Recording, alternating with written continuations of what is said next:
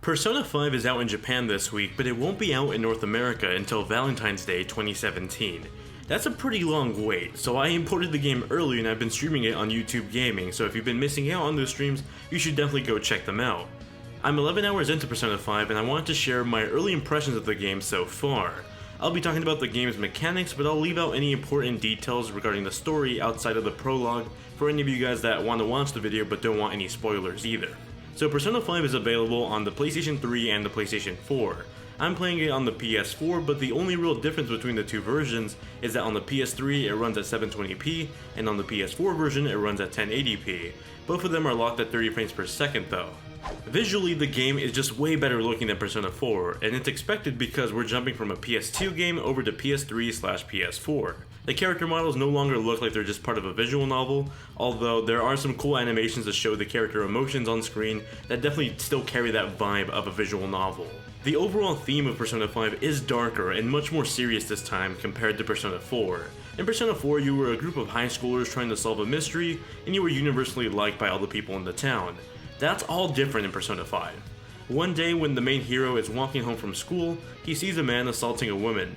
The woman calls for his help, and so the hero gets in the way and causes the man to fall over and hurt himself. When the police finally arrive, our hero is convicted of attacking the man and he's expelled from his school. Now the only school that'll take him in is a school in Shibuya, Tokyo. The protagonist ends up moving to Shibuya and has to live with the family friend because no other relatives live in the area. The family friend owns a cafe in the city, and so our hero ends up living in the attic of the cafe. Coming to this new town, everyone pretty much hates our protagonist, and has a prejudice of him being a bad person because of what happened. That's all essentially the setup for this story. One big difference between Persona 4 and Persona 5 is the prologue to the game. In Persona 4, it takes you pretty much forever to get into a battle or a dungeon, but in Persona 5 you're actually thrown into a dungeon right away along with an intro fight to show you the game mechanics for the new game. Later on you do have to read a bunch of stuff to get into your first real dungeon in the story, but the prologue in Persona 5 definitely gives you a much better taste of what you're signing up for than Persona 4 did. Dungeons are also way better designed this time. They're no longer just randomly generated, but they're still designed to be really large dungeons for you to explore. In Persona 5, each dungeon has their own unique puzzle mechanic, and it's not just you running around from floor to floor. Now you have a stealth mechanic that lets you sneak up on enemies for a surprise attack. There's also a new platforming aspect to the dungeons. Sometimes you'll need to climb up walls to find your way around the locked door, for example. These scenarios are really cool because you'll have to look for an action-activated space for you to climb. It ends up being a whole new puzzle in itself. When entering a battle, you'll be greeted with probably one of the best new parts of Persona 5, the Redesigned Battle Ui. Rather than having a menu system, every attack option is now assigned to a different button on the controller, and overall it just makes the battles move much quicker than they did in Persona 4. You still have the option to attack with your persona, but you also now have access to a sword for a melee weapon and a gun for a projectile weapon.